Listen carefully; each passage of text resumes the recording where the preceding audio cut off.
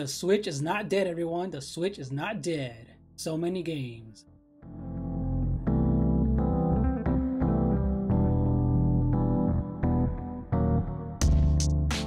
Hello everybody, hopefully everyone had a happy 2024. It's a brand new year. My name is Ivan Florentino Ramirez and welcome to The Lens of Truth. And for today's video of the brand new year, let's talk about the games that are coming out this year that we know of.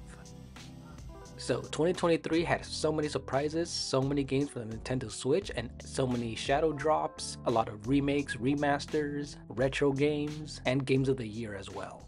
But 2024 seems to also have a lot of remakes and remasters, and only one brand new first-party Nintendo game that we know of. And hopefully, the rumored Nintendo Switch 2 or the successor. We had things like F-Zero 99, Super Mario RPG, and more N64 games that made it to the NSO.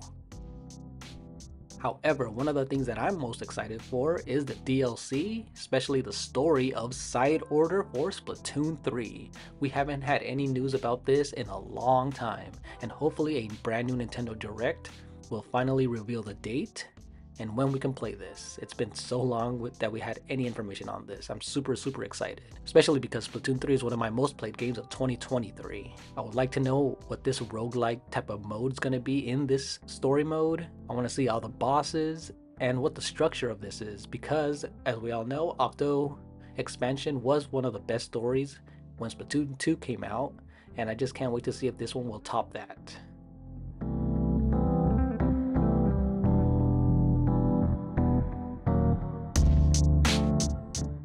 So the first title for 2024 that we know of that is coming out is Mario vs. Donkey Kong. And this is not an original game, this is a remake of the Game Boy Advanced original. And this was an unexpected surprise, but as a lot of people have been rumored, these are the type of games, smaller budget titles, that'll fill in the gaps between a major release. And these are the ones that usually come out at the end of the life cycle of a system.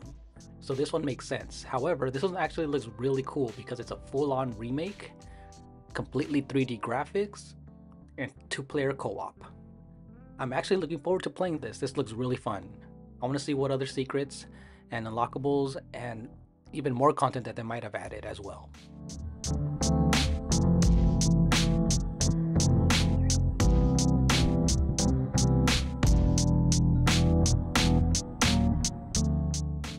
Alright, so let's talk about third party for a bit and talk about Eiyuden Chronicles 100 Heroes. And this game comes out April 23rd. And this is one of my most anticipated third-party games, especially because it is an RPG and it's a spiritual successor to the Suikoden series, which is something that I've never played before, although I've heard of them, and those will be coming out hopefully soon as well. But yes, Eiyuden Chronicles looks amazing. The art style with a blend of hand-drawn animation, 3D backgrounds. This game looks insane, and there's gonna be a lot of RPGs this year. And the giant boss battles, I just can't wait to play this game.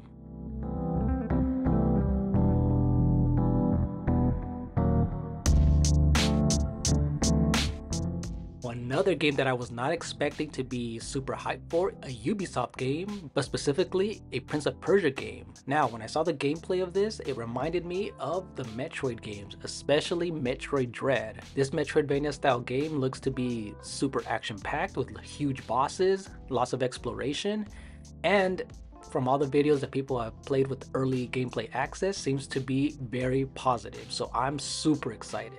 I don't think I've ever played a Prince of Persia game, and this is going to be my first one.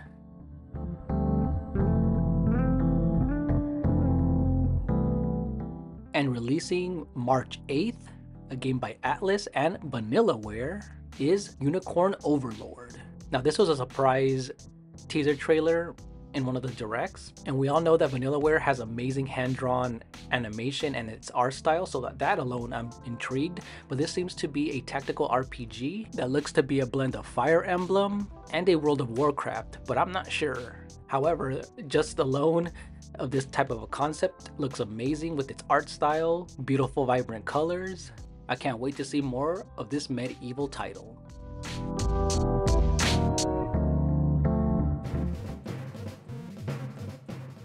Now, another game that surprised us in one of the Nintendo Directs is Penny's Big Breakaway. And this title is developed by people that made the Sonic Mania team. So I'm super excited because they seem to know what they're doing when it comes to platformers. But this one is a 3D platformer that looks to be like the era that it came out of in the GameCube and Dreamcast era. And even earlier platforms like the N64 and PlayStation. So I'm super excited because I love platformers, and this also looks like a combination of Billy Hatcher and the Giant Egg as well.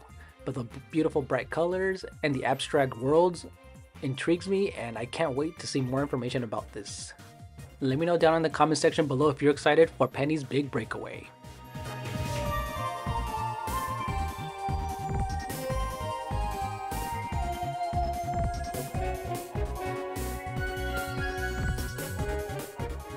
And for another remake, we have the classic GameCube title of Paper Mario: The Thousand-Year Door. And this was also another unexpected remake that we thought we would never get, because they also announced Super Mario RPG Remake last year as well, along with this title.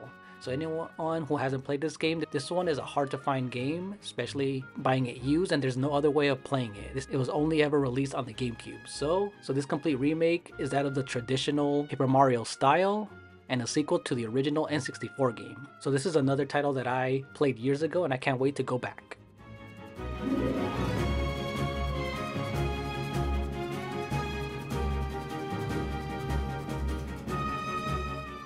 Now for the final game on this list is the only original first-party Nintendo game that's not a remake or a remaster, is Princess Peach Showtime.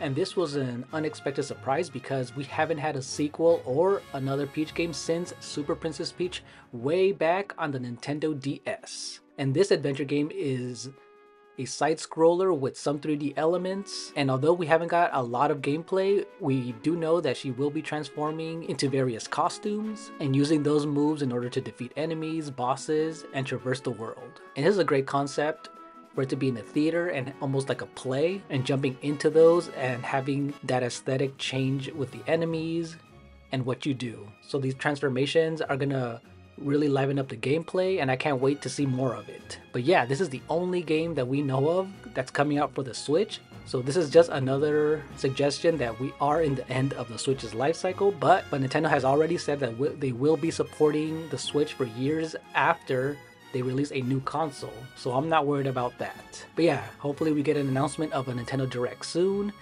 and they talk about more of this game and some more surprises that they have in store for the Nintendo Switch.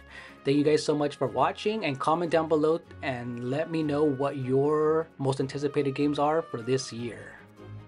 And see you guys later. Bye bye.